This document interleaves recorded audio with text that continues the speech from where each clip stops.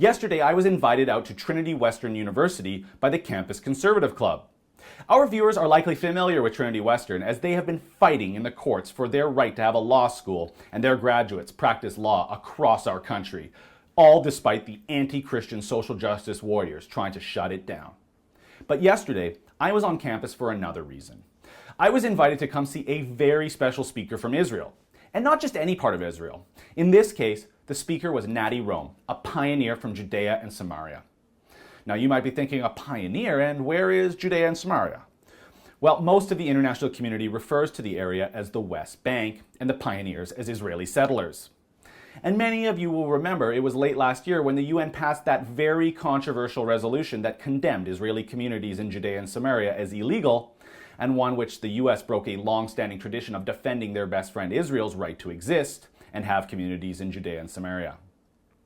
But beyond that and the recent actions of the Obama administration and the UN, there has been an active campaign amongst the regressive anti-Semitic left in the Western world known as BDS, or Boycott, Divestment, and Sanctions. BDS affects entrepreneurship, business investment, and the economic outlook of so many Israelis and Israeli businesses. But in particular, in Judea and Samaria, the boycott can have a significant impact.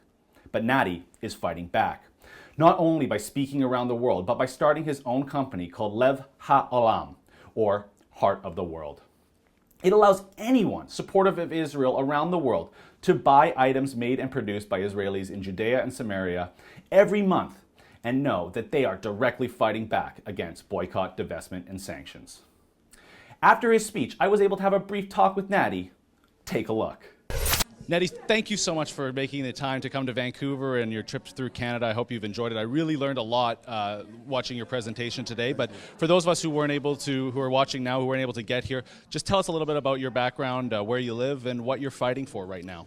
I'm an Orthodox Jew and coming from Israel. I live in the heartland of Israel in Judea and Samaria, and we open an organization called Lev HaOlam, the Heart of the World, and we are trying to educate. And once in a month, I'm going to somewhere in the world to bring the real stories of the pioneers in Judea and Samaria, to explain why we are there, what is the connection to the biblical stories, what we do here, and to fight the demonizations of that the BDS is spreading all over the world. People over the world hate Israel and try to demolish Israel, and they are supporters of Israel, and they don't have enough knowledge. So we are here to try to educate them. So tell us a little bit about your organization, how maybe viewers out there who want to support Israel in a way that's meaningful, that's helping so many people in Judea and Samaria, how can our viewers do that? So the simple way to fight the boycott, they are boycotting Judea and Samaria. They are boycotting products from Judea and Samaria. The simple way is come and buy products from Judea and Samaria, from the pioneers in Judea and Samaria. People speaking about the boycott, but you can come and be a partner. You go to the website, levaolam.com, and you subscribe to a package, and every month you receive a package from pioneers who their products are boycotted, and you help them, and you are partners with the pioneers in Judea and Samaria. I actually think it's something a lot of our viewers would be really interested in. I would encourage everybody to do that.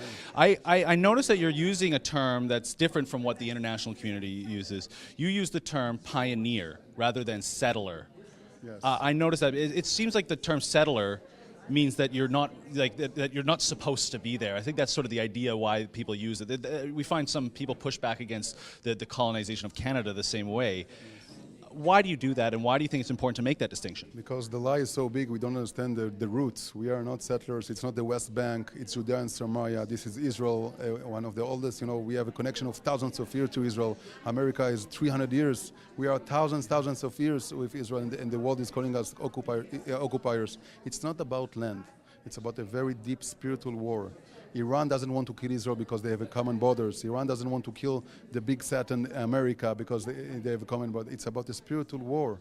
And you see that all the world is speaking about Israel. It's a part, and we are there to explain to people that this is not Palestine, this is Israel, and this is Judea and Samaria. And people who read the Bible you cannot have any other result than to understand that this is the promised land, the Holy Land for the Jews to come back to their home and to redeem the land and to fulfill the prophecies. So they are using terminology who is demonize Israel.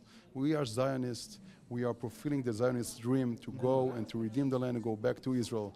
The only Jewish tiny state in the world. We don't have any other country. And this is where we are there to stay. And we hope that the international community will start again to support the democracy and to stop support the radical Islam.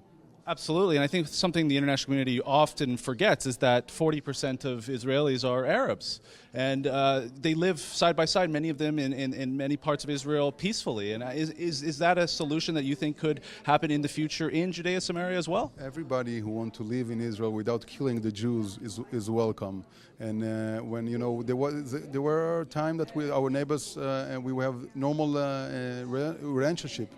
If you give price to terrorists, the terrorist is going up. And you see, I have friends, Arab friends. I just have now a Sheikh Tamimi came to visit me, and he's crying. Why the United States, why the EU is sponsoring Hamas, radical terrorists, sponsoring the radical Islam, instead to help the people who want to live in peace? Well, I have some bad news. Unfortunately, the Canadian government just actually recently changed the decision. They're actually going to be re-engaging funding to a very controversial UN program that sees money funneling to Hamas that the previous Conservative government had ended.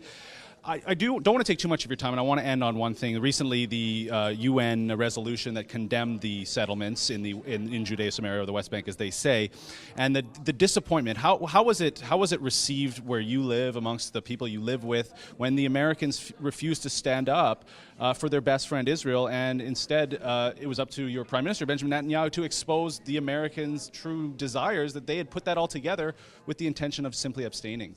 I said on live TV that the best friend, America, it's supposed to be the best friend of Israel. Best friend doesn't stab each other in the back. It was they stab us in the back. It's not the first time that Obama does it. Thanks God it's finished. We hope that the next few years will be the good years.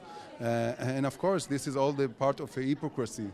But in the good way, I can tell you that when the EU and the United States of America and Obama is speaking about Israel and about Jerusalem, about Judea and Samaria, this is exactly the sign that we need to support Israel and Judea and Samaria. This is a wake-up call for us to go and be active, because all the world is speaking about Israel, about Judea and Samaria and Jerusalem, and they are trying to demolish Israel for a reason. And we, people who seek for good and love Israel, we to support and be active.